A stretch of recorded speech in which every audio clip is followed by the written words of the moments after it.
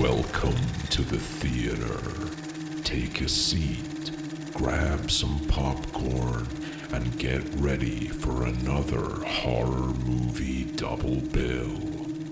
This is Friday Night Fratricide.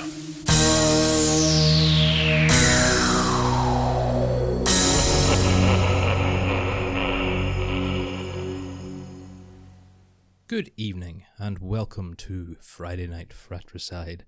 I don't need to make such a big deal of it. Now I've got the theme song down. Yeah, that's true. The theme, the big intro. Yeah. This is our first recording session since I So we actually finally got around to doing it.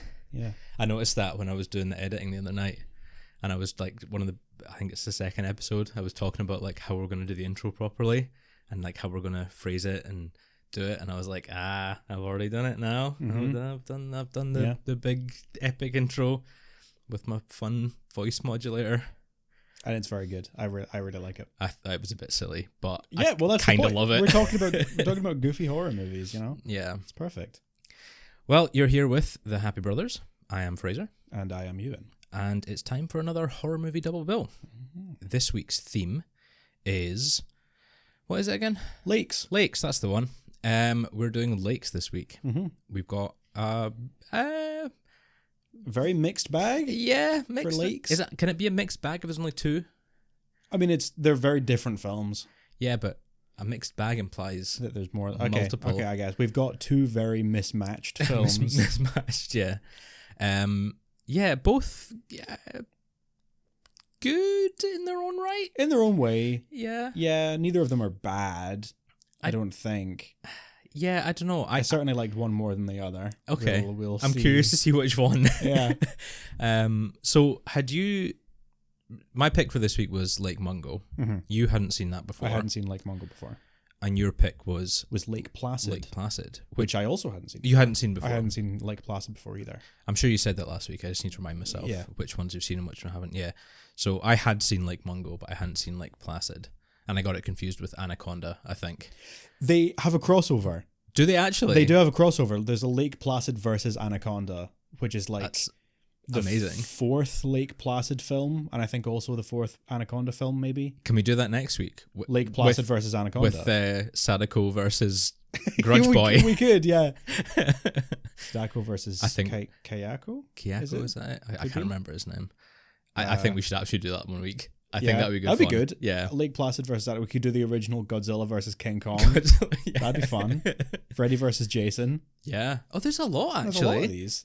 I'm smelling a theme. A future multi-series theme, Multi-series multi-episode theme. Yeah. No, let's stick with lakes this week. Yeah. We've got next week's lined up, and then we'll go from there.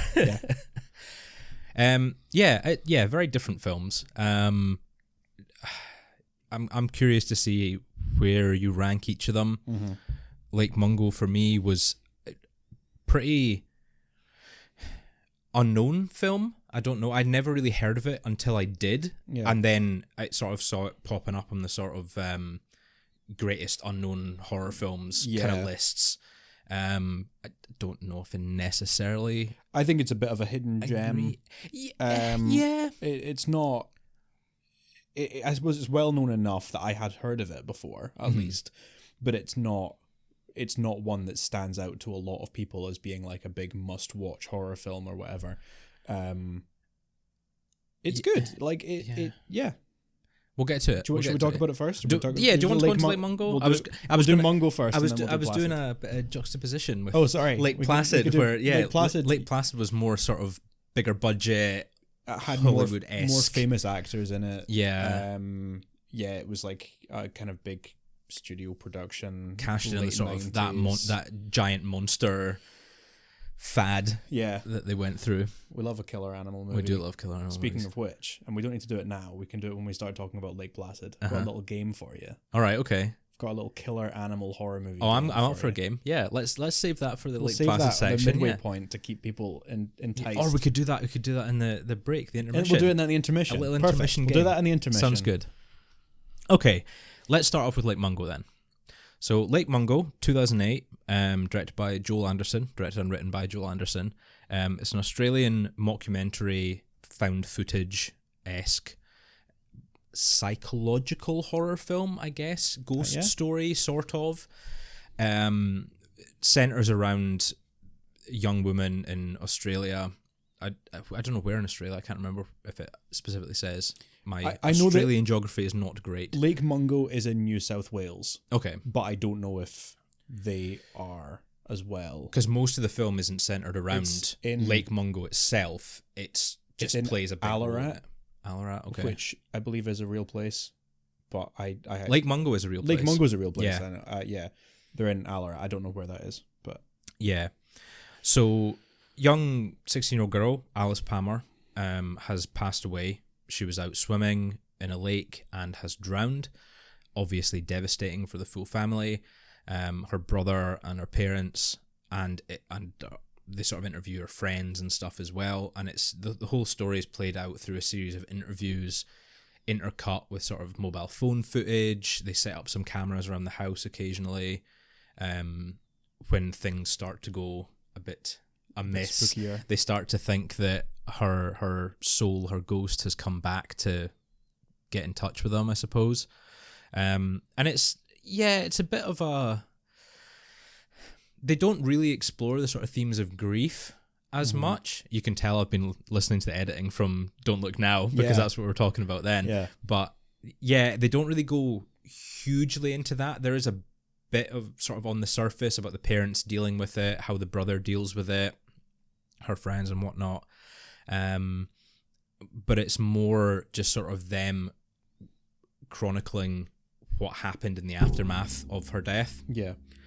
There is one line, and I think it's more the delivery rather than the line itself, but it's her dad is talking about it, and this is like kind of before they get into the spooky stuff, they're just talking about like, what was it like do you remember like the first night after it happened? And he says like, the one thing I remember doing differently is leaving the porch light on, and I've done it every night since. And the interviewer kind of says like, well, why? And you can see he kind of hesitates for a long time, and he kind of smiles as he says like, in case she comes home. Yeah.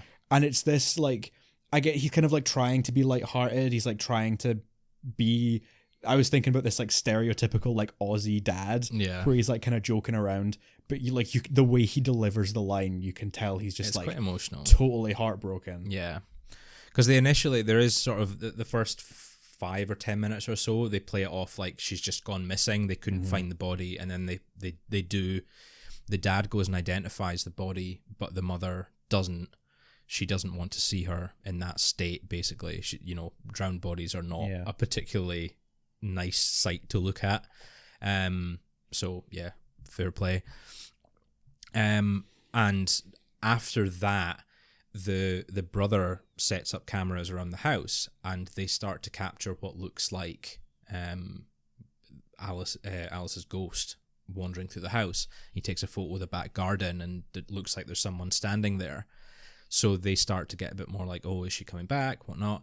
They hire a psychic investigator to come and appraise. What investigate? Investigate. I guess. Psychic, is there a specific psychic word for investigating? Yeah. And yeah, he sort of takes note of everything that's going on, and he can't really figure out what's going on. But he's a bit of a strange character, but he seems to know more than he lets on. And then it turns out he does, because he was seeing Alice before her death. She went to see him about her sort of premonitions of death. She had this feeling of death, and that's kind of the first of many like twists in this film. Like after like the 20-minute mark, it's constantly like, what is going to happen next? And then we found out that this happened, and it's like, oh god, every time. Yeah, I know, like every time you're like, lurch. Oh my god. So the next one is that we find out that the brother actually staged all of the camera footage that they had. He wanted to, well, it's kind of, I don't know, I didn't pick up exactly when I was watching it. I was kind of, it felt like he was doing it for a different reason, but then when I sort of read up on the synopsis afterwards, take notes, it says that he was doing it specifically for the purpose to get Alice's body exhumed so they could confirm that she was dead, because the mother was in denial, which he kind of says at one point, but during the movie, I don't know. Yeah. Maybe I missed it, but it kind of felt like he was just doing it to chronicle, like, something. I don't know. It seems like a bit of a strange move, but there is a bit of dialogue, and it's like after they've found all of this out, like what really happened, and the mum does say something like, he says that he did it to like help us along. Yeah. But I think there's another reason. I think he did it for himself. And it's like this implication that like maybe he's trying to hold on to this hope that maybe she is still there. Yeah. I guess. That's kind of what I got watching it. But then, looking up in the plot afterwards, it says specifically he did it to exhume the body, or to convince them to exhume the body. Excuse me. So that's another big twist. But then when they're watching back the footage, the altered footage, they see like another person standing in the back of the room, and you're like, oh my god, there actually is a ghost, but it's not Alice. And then it turns out to be their neighbor, who was having a weird like sexual relationship with his wife and Alice. Yeah. When I got to that point in the movie, I made a one word note, which was just "yikes" in all caps. Like that sums it up. That pretty succinctly sums it up. It's like, oh, the neighbor's coming into the house to try and get something, and I was immediately like, oh god, oh no. And they're like, oh, there's a videotape, and I was like, no. Yeah, grim. Yeah, a little bit. It's not. I don't know if it's kind of implied that it was consensual, but like if manipulative. If she's 16, then it's not. Yes. Which is like the the distinction. Yeah, they do suggest in that they're like, oh, if they had arrested him, he would have gotten away with a lighter sentence, or they would have gotten away with a lighter sentence because it was supposedly consensual. Yeah. And there's this like kind of ambiguity there, even within the film. Sorry, yes. Obviously, like, having sex with a 16-year-old as an adult is wrong. Yeah. But what I mean is, like... Yeah, in the context of their relationship, it was consensual. She is not legally able to consent, whether she thinks she is or not. That is... There is a I'm distinction. I'm not getting on at you. I know, I'm clarifying for the audience. There is absolutely that distinction. But it's still weird, and the neighbors flee. They run away because they know. Yeah. And I think the dad says something like, "Yeah, if I bumped into in the street, I'd be in jail." Like, I'd kill him. Yeah. So that's just all these like twists and turns, and you're kind of, I don't know. By this point, I was kind of like, is this going somewhere? Is this plot going somewhere, or are we just getting a lot of this like keep you guessing? Yeah. Until the end kind of thing. But it does kind of settle down, and the story... I don't hate how it unfolds. I just wish it was a little bit less dramatic in the way that it swings from one end to the other. It just kind of stops and starts a lot. Yeah. I think I agree. I think it would be nicer. Excuse me. Everyone's got the burpees. I think it would be nicer if it had like a better kind of conclusion that it was building to more consistently throughout the film.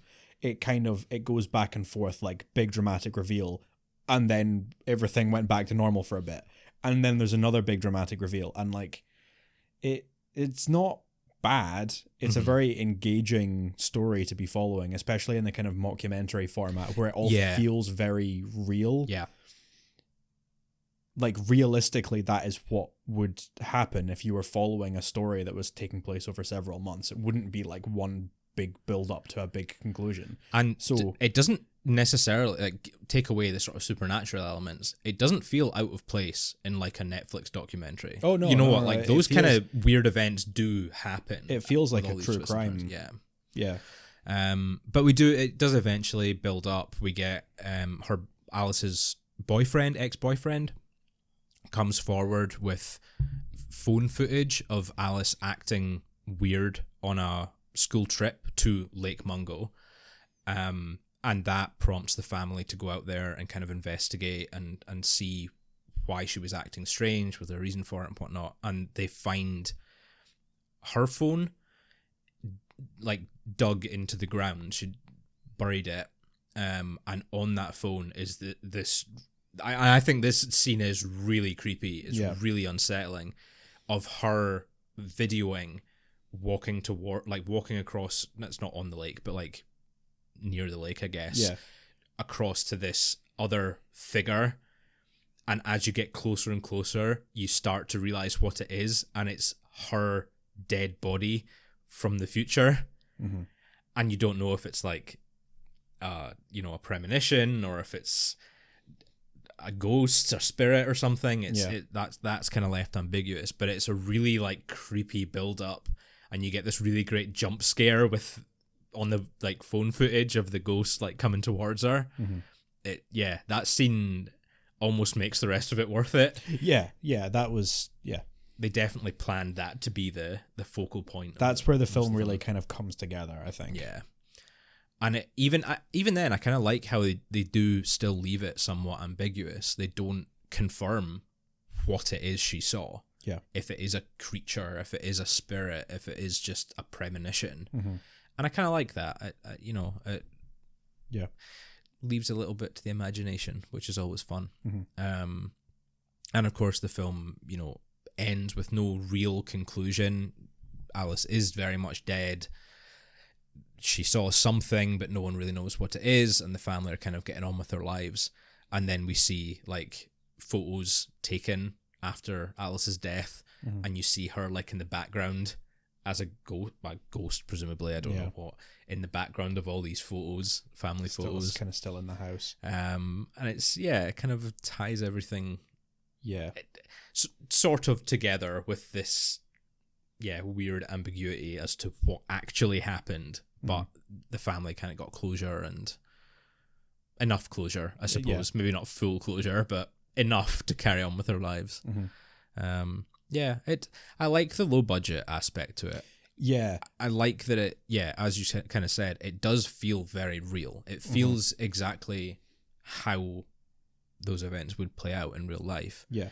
Partially, I think, and I didn't know this, is because the film wasn't scripted. Was it not? At all. It was all improvised. So they obviously had a rough outline, a rough plot, but all of the interviews and everything were unscripted. They were improvised by the actors.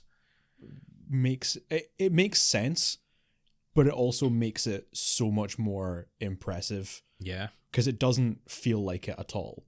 No. Like, it feels like it's really well written and they're giving really good performances. Yeah. The fact that that's improvised is very impressive. I didn't realize that. Yeah, I didn't know it either until I looked it up, but I was impressed. I like when films do that. I kind of like when you get lesser known actors. I didn't recognize any of them from anything else. I looked some of them up and I hadn't seen them being in anything else. Yeah, so like, lesser known by our standards anyway. Getting to kind of stretch their legs and do something like this, because it does make it a lot more impressive that they're able to come on set each day, get a rough outline of what this discussion is going to be about, and just play it off as if you are the character. Mm-hmm. Acting. Yeah. It's an art. It is. It's very good. I couldn't do that. Yeah. And my improvisation skills are crap. No, terrible. We need to get better at improving for the podcast. I know. Stuff. Yeah. For fun. Yes, and. Yeah. Like, I really enjoyed this film. I thought it was really, really good. I was very impressed. Like you say, the low budget aspect, it kind of reminded me of three other films it fits in really, really well with, that are all super low budget independent films that all utilize found footage to get over the fact that they are low budget. Mm-hmm. The Blair Witch Project. Yep. Paranormal Activity. Yep. And was it Host that was the one that was made like over Zoom during the pandemic?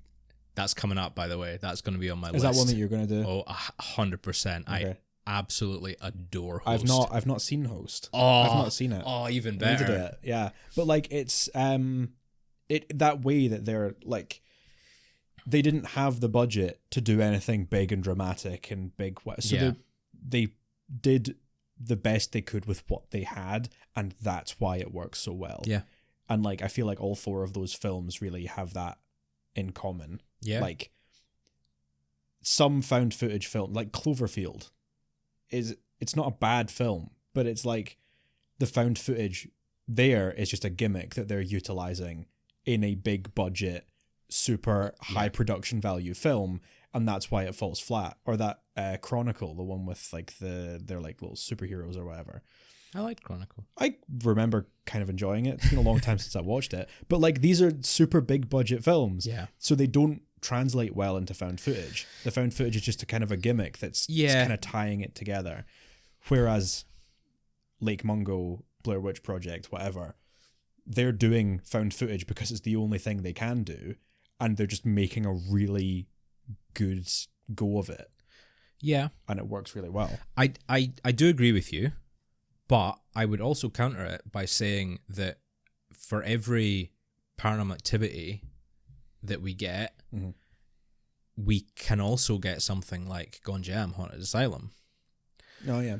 Where it does follow the found footage gimmick with a higher budget, but does pull it off really well. Yeah. So it's not that it can't be done. I think it's just it loses that edge of realism when you have that higher budget and you have the whole crew has £20,000 cameras attached everywhere. Yeah. Whereas here it feels like a small indie documentary crew interviewing a family. Or in the likes of Blair Witch, you've got 2 cameras, cheap VHS at the time, presumably, straight onto VHS tape, wandering around the woods, and it does work well. So yeah, I do agree, but I love found footage films. There's something really fascinating about them. Yeah. Just the phenomena of how they've evolved over the years. So I have this soft spot, even when they are a bit crappy or when they are like bigger budget and feel totally fake, but still use it. So yeah, I will defend them to the death. No, I'm not. Most of them, not all of them. I'm not criticizing found footage in general. No, I know. I think the times that they work best is in films like this. Yeah. But another thing that I really liked, and it's kind of explored, like you mentioned, we have this scene where Alice is out. We get the phone footage when she's out at Lake Mungo and she sees this vision of herself dead from the future. And that really kind of cemented what I thought they were doing with the film, because I picked up on a couple of things that they had done earlier on where they're really playing with like how the ghosts kind of exist outside of time. Because there are a couple of scenes where there's one scene where they set the camera up, and this time the brother was away, so they know that it wasn't him messing with the footage, and there's a shot of Alice standing over her parents' bed. And there's another bit earlier on when Alice's dad is talking about like while he's grieving a few days after her death, he got up in the middle of the night without really thinking, went through to her room and was sitting in her room and saw her come in, sit down at her desk, was doing homework or whatever, then turned around and saw him and just acted like a teenage girl and told him to get out. And then he ran out in a panic because he didn't know what was going on. And then when he came back, she was gone. And then we see footage of that from like home videos of him going into her room with the camera, and then she shouts at him and tells him to get out. And then when Alice is talking with is it Ray, the paranormal guy, the psychic Ray? Guy, yeah. She's explaining that she got up in the middle of the night, and after she had this dream and she had this feeling of dread, and she went through to her parents' room and stood at their bed, and then realized that there was nothing that they could do to help. And it's that way that like the ghosts that they're seeing are actually things that did happen before she died, that she was kind of having premonitions about. And then we get it even more at the end when Alice's mother is being interviewed and she's kind of being hypnotized and talking about going into the house and what she's seeing and going into Alice's room. And that's intercut with shots from Alice being interviewed by Ray Yeah. earlier on, where she's like, I know that my mother is coming into the house to see me, and then like they're clearly experiencing the same kind of trance from different perspectives, like a year and a half apart or whatever. Yeah. And I really liked that about it. Yeah. It's so interesting that they're doing that, and like the ghost that she sees is actually her own death, and yeah, Playing with time. great. Ghosts playing I with like time. that's such a unique thing, and it's done really, really well. Yeah. No, I completely agree. Would you like to tell me your rating for the film then? Yes, I gave it four Mungos out of 5. 4 Mungos out of 5. Yeah. 4 Lake Mungos. Yeah. Good. I'm glad you enjoyed it. I did. I really enjoyed it. I wasn't sure if you would. I was expecting it to dial up the kind of cheap scares, to be honest, because I think smaller independent films tend to do that, I guess, because they need to do something to stand out.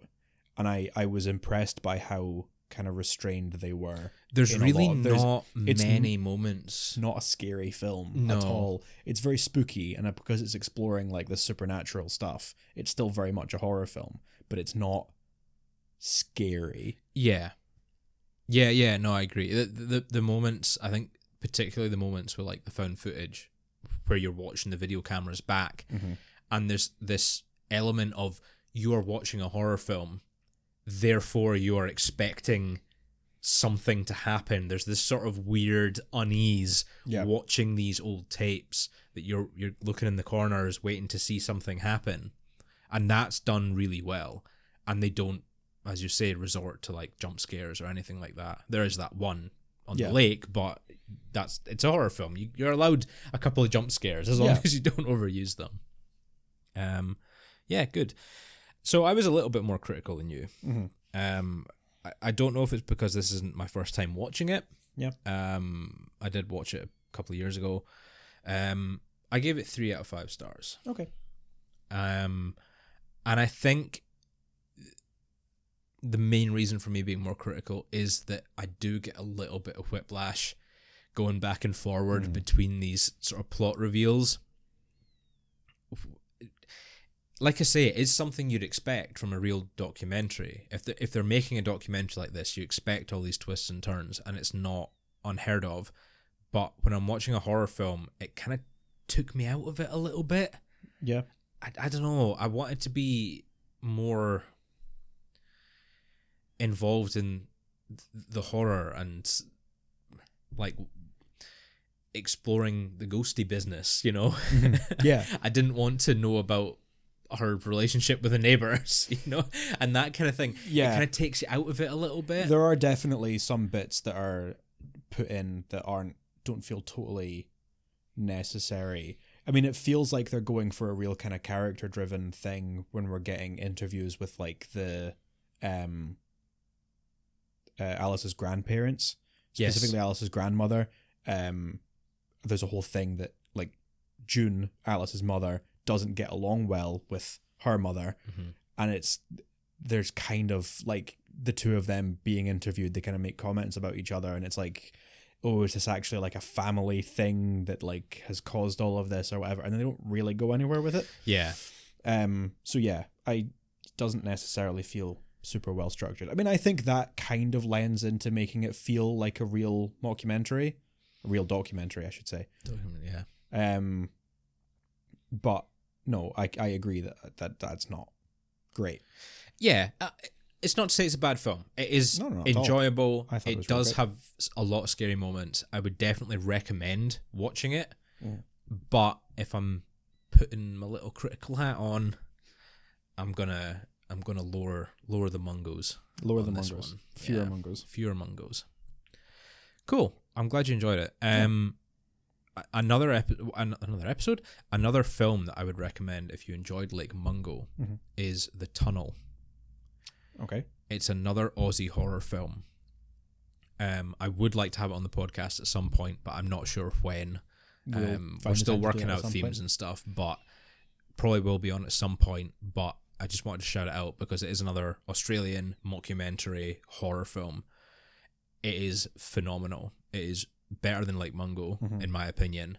It amps up the scares a lot, and it is a lot more like a traditional found footage horror film. Yeah. But with these mockumentary elements added in, I love it. It's another sort of hidden gem film. It's not hugely popular, but it's really, really good and really spooky. Cool. So yeah, I'd recommend that. If you enjoyed Like Mungo, try and find The Tunnel. It's a good watch. Cool. Right, intermission time.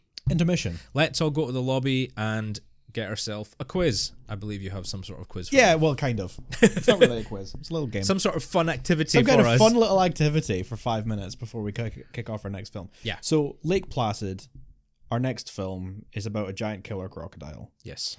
And that kind of got me thinking about all of these kind of trashy B-movies that are about killer animals. Yeah. There are all of them. There are so many. They're all completely ridiculous. And I thought it would be fun to challenge how well you know some of these. Oh boy. I'm going to give you 5 names, 5 film titles, and a little brief synopsis of 5 of these films. Yeah. 4 of them are real. 1 of them I have made up. Oh my god. And I want you to tell me which one you think I have made up. Yeah, okay. Okay? Here we go, right. Right. First, in this sequel to the 2015 TV movie Lavalantula, a new swarm of giant lava-spitting tarantulas attack Los Angeles in Two Lava, Two Lantula. Oh my god. I mean, I hope that's real. Second, the house from the infamous Amityville murders becomes infested with sharks in Amityville Shark House. Oh, jeez. Third, a robot dog conspires to kill his owner and her boyfriend and turn them into dog food in Kill Cyberdog Kill.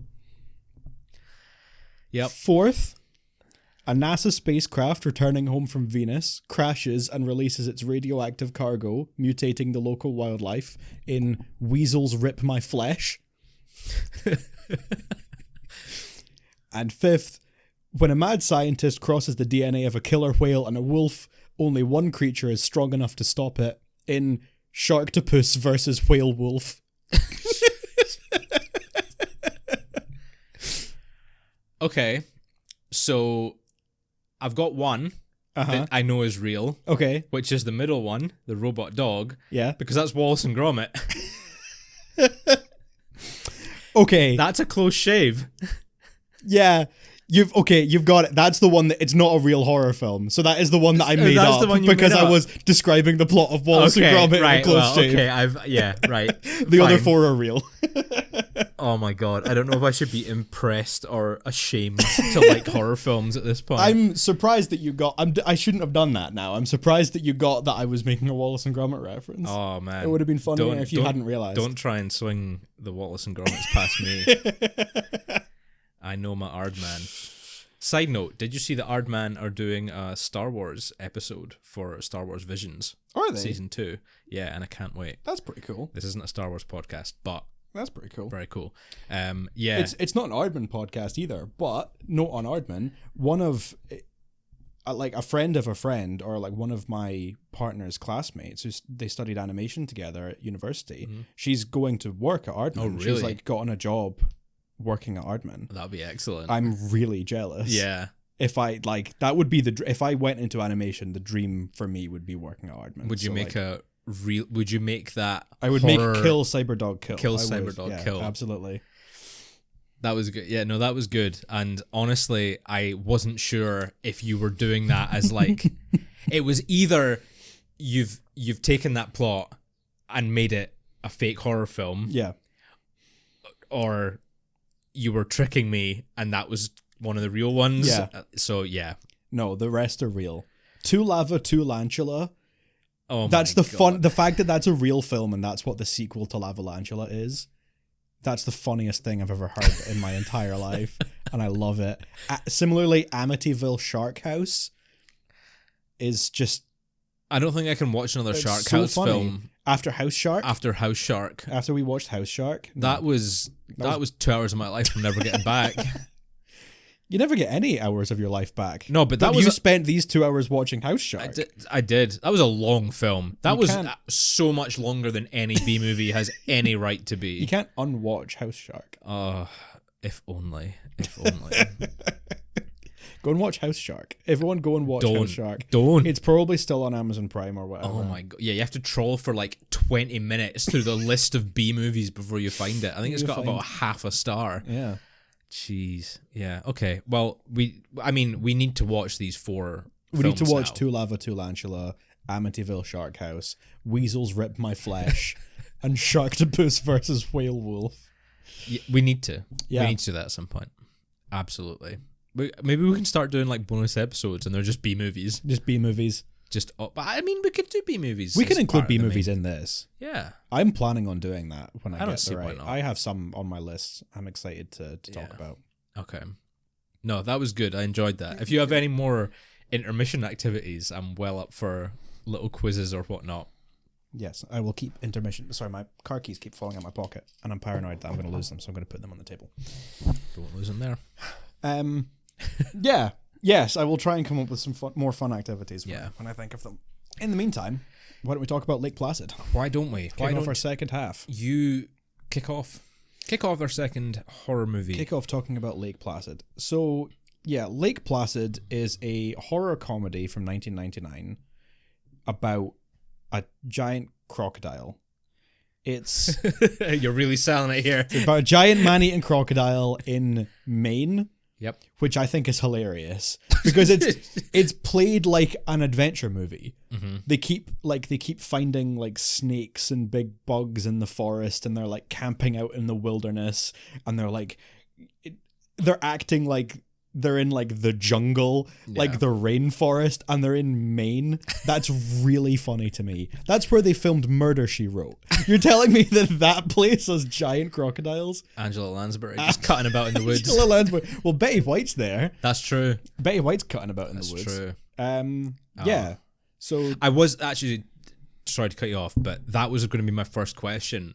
When I started watching this film, I had no idea if it was supposed to be a comedy or not. yeah, So like I was howling. Like the first like 20 minutes of this film were genuinely hilarious. yeah. I genuinely loved it. But I didn't know if I was supposed to or not. If it was like intentionally funny. It is really funny, but like, yeah, I feel like the places where it's trying to be funny, it aren't very funny. The places where it's not trying to be funny are very funny. Yeah. There's a lot of like very 90s, like early 2000s dialogue that's like cheesy action movie dialogue, Yeah. and like really bad swearing as well. Like there were a few. There was one where Bridget Fonda's character, as an insult, calls someone fuck shit, Yeah. which is really funny. I mean, it's really bad. If they tried to, if it's supposed to be like unironic, like actually insulting dialogue, Yeah. that's terrible. But it's really funny. Yeah. So you've got Bridget Fonda, Bill Pullman, Brendan Gleeson, who, God bless him, is trying his best to do an American accent. I was going to say, the Irish just comes So through it comes every through- other word. He's very clearly Irish. You got Betty White and Oliver Platt as well. It was a pretty solid cast for the kind of 5 main characters. I will say on Brendan Gleeson's accent, I don't know if you noticed, but his second name is Keogh, which is an Irish surname. Right. So I don't know if they kind of let it go, or if it was a nod to the fact that Brendan Gleeson's Irish, or what. Yeah, I but wasn't sure. Yeah. Yeah, no, that makes sense. Yeah. like Barry Keogh. Yeah. Keogh. I don't know how you're I don't know supposed how to if you pronounce don't it exactly. pronounce the G. Apologies. But yeah, so I noticed that at the end when they're doing the credits, and I was like, actually, I wonder if he's meant to be part Irish, and that's why, I don't know. Yeah. Or it's just a bad accent. Either way, it's still funny. It really reminded me of a film that I watched a little while ago called Gosford Park, which is it's not a horror film. It's like a kind of supposed to be a parody of like early 20th century like period films. It's got like a big star cast. It's kind of turns into like a murder mystery partway through. It's not an amazing film, but it's all right. But one of the main characters is supposedly Scottish and has the worst Scottish accent that I've ever heard. And I thought that was really, really weird because he's playing opposite. The actual main character is it Kelly MacDonald? Yeah. That was in Trainspotting? Yeah. Who's actually Scottish. And everyone else is like, yeah, he's Scottish, whatever. And she's like, no, his accent is so weird. How did none of you notice that he's not Scottish? And then halfway through, you find out that he's actually an American actor who's pretending to be Scottish the whole time, which I thought was really funny. And I thought they were going to do that in Lake Placid. I thought it was going to turn out that Brendan Gleeson was doing a fake American accent the whole time.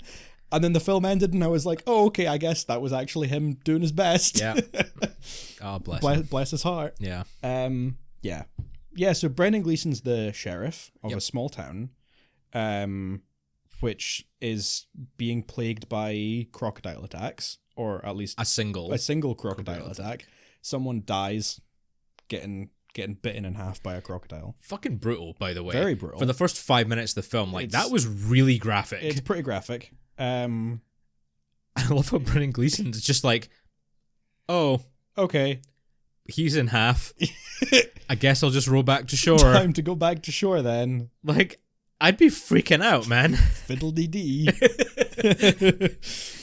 And then, yeah, I think there was I don't know if it was the description of if it was some synopsis that I saw somewhere before I watched the film, said that because of the crocodile, they assemble a team of experts to like catch the crocodile and to stop it. And I was like, great, I love that trope. I really like that in a film where it's like something happens in the first 20 minutes and then there's like a montage of them gathering all of these experts that are all these really unique, interesting characters.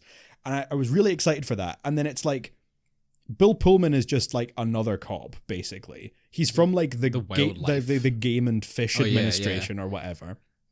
And then Bridget Fonda's character is a paleontologist who gets one scene of backstory where it turns out the only reason that she's in Maine is because she's avoiding her ex-boyfriend because they've just had a bad breakup. Yeah. And then Oliver Platt's character shows up and he's just like, I'm here now and I really love crocodiles. And it's like, He's like this, billionaire billionaire crocodile who just hunter. really wants to fuck a crocodile. And it's Yeah. like, okay, cool. I guess this is our crack team of experts now. Hector Sear. Hector Do you know what Sear. sear is in Russian? No. Cheese. Good old cheesy Hector. Hector Cheese. The big cheese. He absolutely is the big cheese in this. Yeah. He's such a weird character, but like I kind of love him. I kind of love him as well. He's like, I thought I was going to hate him, and he really grew on me. He's by such the end of he's the such an film. arsehole to like Brendan Gleeson's character. The two of them have a rivalry because he's like, I'm from the big city and I think I'm smarter than you, and Brendan Gleeson's like, I'm a cop and I have a bad American accent.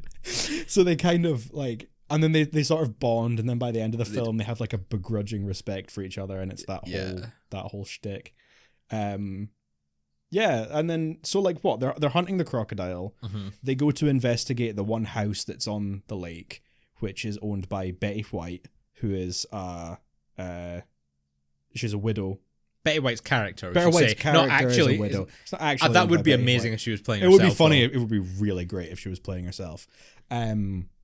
Yeah. So Betty White's character is a widow. Her husband died. They're like, she's very quick to admit that she murdered him, which is very funny. They're like, what happened to your husband? Oh, I killed him. He was sick and he wanted to be put out of his misery. So I murdered him with a frying pan and buried him in the back garden. I was like, okay, cool. And the cop's just like, The cop's like, all right, sure. cool. I guess we're moving on. And then we don't see her again for a really long time.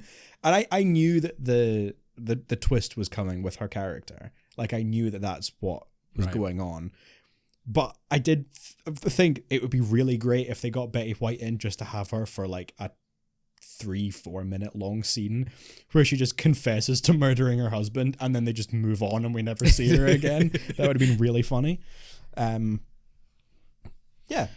I would have loved it if she joined the team as a crocodile hunter. That would also have been amazing. Yeah. Like, Would have enjoyed that. Yeah. I honestly, I love that woman. And Yeah. I want her in everything. She's I mean, so great. we can't have her in anything new, I'm She's afraid. so great. But I wish she was in everything. This is where I didn't, like, I recognized it because I had seen clips from it, but there's probably the most famous line of dialogue in this film is Betty White's character turns to Brendan Gleeson at one point after he has pissed her off a little bit, and she says, "If I had a dick, this is where I'd tell you to suck it." Yeah. Which is such a great bit of dialogue. And I was like, oh my god, that's what this is from? Oh, so good. Rest in peace. I know, the man. Indomitable R.I.P. Betty White. Incredible. Yeah. Yeah, for a film that's supposedly based around crocodile attacks, Yeah. there's only 2 deaths. Yeah, there's only In 2 the crocodile film. deaths. Well, 2 people. There's also a bear. There at is a one bear. point. That poor bear, man. He Yeah, I gets, felt he really gets- bad for the bear. He gets dragged. He gets wrecked. He gets his absolute business destroyed. Like, he's just, finished. Yeah. Felt very bad for him. But the deaths are pretty brutal. Like the first one, the guy gets ripped in half, Yeah. and you fully see, You see it. when he comes onto the boat, his bottom half is just bleeding everywhere. Yeah. And then the second guy, it's like one of the one of the deputies. One of the deputies gets his head bitten off Clean off. as it jumps out of the water, as the croc jumps out of the water, and Yeah. that's pretty brutal as well. Yeah. But then that's it. That was I recognized him as the guy. He's one of the aliens from Galaxy Quest. Oh, okay. I love Galaxy Quest. He's really good in that. But and then he's just like such a minor character. But I saw him and I was like, oh my god, it's him. It's one of the aliens from Galaxy Quest. Yeah, like a lot of this film, kind of like the pretty much after the half-hour mark where it's like setting everything up, is just a lot of them sort of just dicking around the campsite, going out onto the lake, doing whatever to hunt the crocodile. Oh, the crocodile's there, but we can't catch him. Back to the campsite, bickering. You know, Bridget Fonda and Bill Pullman almost sleep together a couple of times. Yeah. Then we have the big dramatic conclusion where they're like, we're gonna try and capture it to be humane because it's just a crocodile and it doesn't really know what it's doing, and the scientific implications of how a crocodile managed to get to Maine, I guess, is kind of the big thing. I don't disagree with them on that. Oh front. no, absolutely. Capture it alive if you can. So they start trying to drug it. They hatch this whole plan where they're going to dangle a cow like just in the water off of a helicopter, and then like lure it to the land and then kind of tranquilize it when it's on land. Because the whole thing, like if you tranquilize a crocodile when it's in the water, it'll die because its nostrils drown or close something, and it yeah. drowns or something, or it nostrils don't close because it has to close its nostrils intentionally Does it? while it's awake. I don't know. Or something. But yeah, I can't something like remember. that. For whatever reason, they need to get it on land before they trank it. So they have this whole plan, and then it's like Brendan Gleeson really wants to kill it, and Bill Pullman is like, you think he's gonna, and then he tranquilizes it, and then Bridget Fonda's so happy about it that she sleeps with him, and then and then it turns out there's a second crocodile. It just jumps out of the water at Comes the out end. of the water, and then Brendan Gleeson blows it up. Like, there's a lot to enjoy in this film. I gotta be honest. It's absolute trash, really. But you know what? God love an 82-minute long film that's just a fun watch. I mean, okay, yeah, I definitely enjoyed it more than I resented you forcing me to watch it. That's the sweet spot. Yeah, it did. It surprised me in how actually quite funny it was. Yeah. Like the interactions between the characters were actually, intentionally or otherwise, were actually quite funny. Oliver Platt, who I only know from Chicago Med, Oh, yeah. where he plays a psychiatrist, and he's a bit goofy, but generally quite serious. To see him at the other end of the spectrum doing this like playboy billionaire nutter Yeah. was amazing. I thought he was great. I think he's really good in this. The only thing I had seen him in, he's got a little recurring role in Modern Family. He's Okay. in like 2 or 3 episodes. Right. But he's just, He's definitely got the comedy chops. yeah, I think so. Yeah, and a lot of his scenes were great, and him and Brendan Gleeson, I think their chemistry was funny. Yeah. But I just wish there was more of the crocodile. I wish there was Yeah. more death. More I wish crocodile there was more would be good. croc attacks. Like I was really hoping Yeah. that Adam Arkin, who plays Bridget Fonda's ex-boyfriend. Oh yeah. I was really hoping that him and the other Oh, it's paleontologist that Mariska the two of them that were sleeping together. I really hoped that the two of them were going to show up halfway through and get eaten. Yeah. Because they were the worst. They were the worst. Yeah. I like Adam Arkin getting murdered in films. That was like the saving grace of Halloween H20. Like that's the only good thing about that film. Man. Yeah, I mean, the first half of the film, genuinely watching it, I was like, I'm on my way to give Lake Placid like a 4.5 out of 5 stars. Mm-hmm. I'm like, this film is amazing. It's so stupid and just entertaining to watch. But the last half of the film, it really just slowed down. Yeah. Really slowed down. Nothing happens up until the showdown at the end, where they try and trap the crocodile, and that's over in like 5 minutes. Yeah.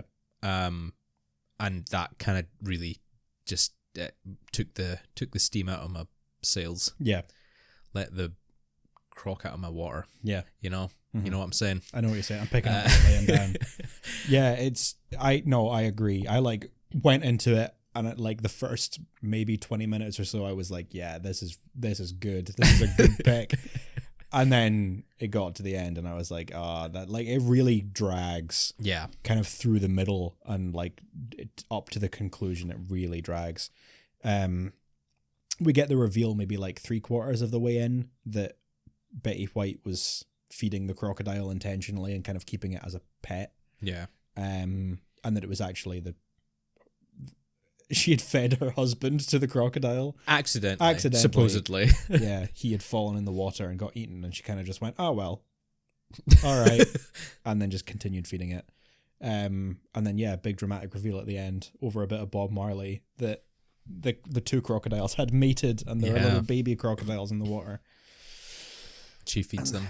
And then it was the end of the film. Which presumably leads into like Placid 2 and 3 and the string of sequels. And versus Anaconda. Yeah, wild. Yeah. Not amazing.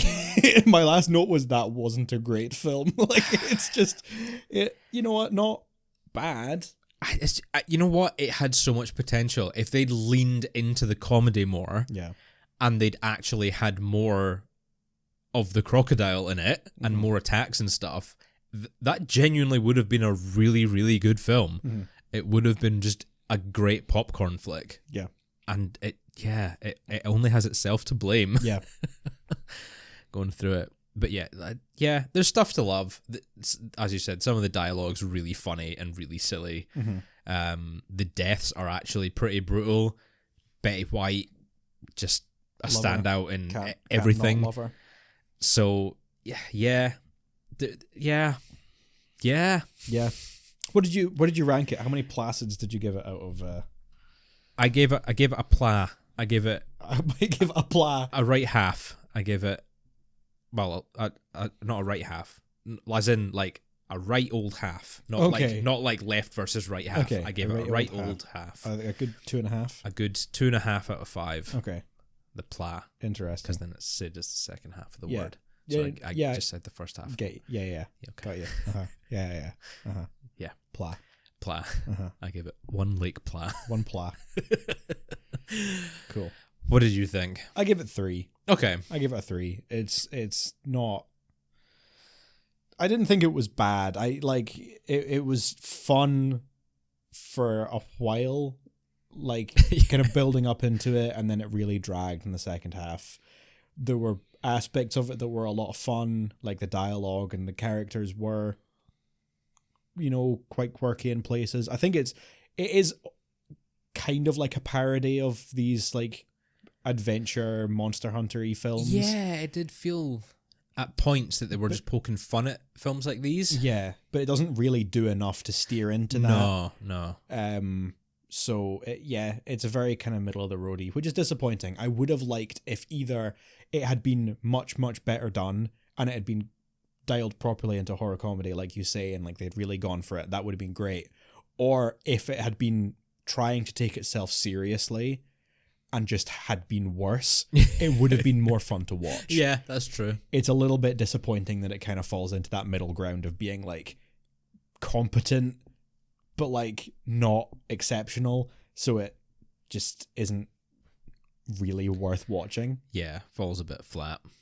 It's a Well, shame. no, I don't know. I wouldn't go that far. I think it's a decent way to spend an hour and a half. Yeah, I think there It's are not bad. there are worse movies that you could be watching, like House Shark. like House Shark. Yeah, definitely.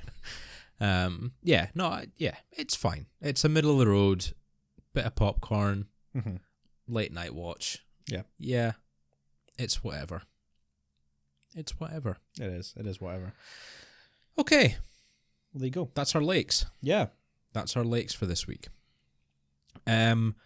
Yeah, bit of this, bit of that, bit of a mixed bag, as you said at the start. Yeah. Still need to find a term for when it's just two items. It's a mix. But It's there has to be a term. a mismatch. A mishmash. No, but there has to be like it's a a mixed. It's too. No. Don't Nothing. say it. I know what you're thinking. No, Don't I'm say it. not thinking of anything. This is why I'm hesitating so much. I Yeah, can't think of okay. anything. Yeah, that was that. I'm glad you enjoyed like Mungo though. I did. Because I definitely would recommend it to folk who are looking for something a bit off the beaten path. Like, so that was good. Like Placid. Yeah, it was fine. Yeah. It was a fine watch. It wasn't terrible. Yeah. We can watch the sequels at some point. Yeah, I think We can watch some of the should. sequels at some point. Because I imagine if the sequels try to be serious and are bad, they'll be a lot of fun to watch. Well, I think it was not my birthday that we watched House Shark. You came down and we ordered I think pizza. it was my birthday. Oh, was it your birthday? And we watched. Yeah, and we watched ordered House pizza Shark. and just sat and watched That House was Shark. fun. Yeah. That was a good time. Make it Have an some beers. annual tradition. Have a House Shark. Find a B movie. Yeah.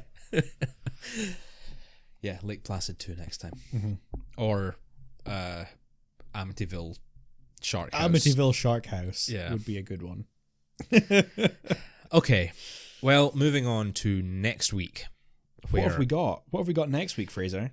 Oh, what do we have? What do we have indeed? We have the theme of innocence. Ooh. Following semi on from family, I suppose. Mm-hmm. A little bit. Curious what you've come up with this week, because innocence can be kind of broad. Yeah. It doesn't, I kind of think of innocence as like children in scenarios that they may not like to be in. Yeah. I'm curious where you place it. Mm-hmm. Do you want me to give you Go my on. film first? Give me your pick. So you're actually exactly right. Oh. In children, not in situations that they shouldn't be in, but perhaps children doing things that they shouldn't be doing. Oh no. I have finally managed to track no. down a film that I suggested we watch a little while ago. Oh. Who Can Kill a Child? Oh. Which is a Spanish horror film from the mid to late 70s somewhere. Mm-hmm. It's basically about a bunch of killer kids. It's pretty much like Children of the Corn, but before Children of the Corn. I was worried you were going to say Children of the Corn, Yeah. because I hate Children of the Corn. I've not seen Children of the Corn. I wanted to go for something a little bit more original because No, I think that's good. this maybe does a better job of exploring that idea of or I at least I think so. I've not seen it yet. I haven't watched these films yet, but the idea of like, is it right to fight back against a child that is trying to kill you? Mm-hmm. That's kind of Yes. the crux of the whole film. I mean, yeah, pretty much. Yeah. But like, it's like, could you bring yourself to kill a child if it meant saving your own life? Is sort of the central theme of this, and I think that plays it in pretty well into Innocence. So I'm excited to watch it. Just remind, that meme of Alyssa Milano doing like the UN ambassador thing. Just like, what would you do if there's a child standing in front of you? And it's this guy who like runs and shoves this child out of the way. Just reminds me of that. Yeah, I'd push a child out of the way. just for fun. Oh, just for fun. Just to do it. Yeah. Just kick it. Yeah, doesn't even need to be an evil child. Just any child. Yeah. Yeah. Fair enough. That's a joke, just for legal reasons. Okay. So what have you picked then? What's your film? Well, I've picked one that's been hyped up quite a bit recently. Mm-hmm. I'm going with the mainstream, but I'm going with one that I started watching and had to turn it off because I was too scared. If you're too scared, then there's no chance in hell of me watching it. Because I need to find an excuse to actually sit down and finish watching this film. So Yeah. I feel like this is a good one. I'm going with Skinamarink. Very interesting. It's one that's everyone's been hyping up a lot recently. I can absolutely see why, even only having seen the first 20 minutes of the film. Mm-hmm. I watched it at home, alone, in the dark. I had to turn it off. Yep. It was too spooky for me. It was very much like, you know, it felt a lot like what we were talking about, like Mungo, like the low budget indie VHS tape style found footage films. Yeah. Which is exactly what they're going for, but it's so unsettling. I'm very interested to watch it. I feel like this is going to be one of those films that I'm going to need to watch at like 2 p.m. with all the lights on. Now, we spoke, and was it in our introduction? I can't remember, introductory episode, that we spoke about a forfeit if we can't finish one of the films? Yeah. Or am I imagining that? Did we talk about that another time? I think we did talk about that. Yeah. I wonder if we can finish Skinamarink then. Yeah. Is it too spooky for Ewan? Let's find out next week. Yeah. We're recording these fairly far in advance, but if you're listening and you have an idea for a forfeit that you want us to do, send us on Twitter at Fratricide Pod. Oh, cheeky plug. Cheeky plug for our Twitter. Yeah. And then, maybe next week we'll reveal that we couldn't finish it, or I couldn't finish it, more likely. And then, we'll see what we have to do. Yeah. So that's exciting. A couple of good picks. 2 picks for next week. We've got you wouldn't kill a child. Yeah. And you wouldn't skin a marink.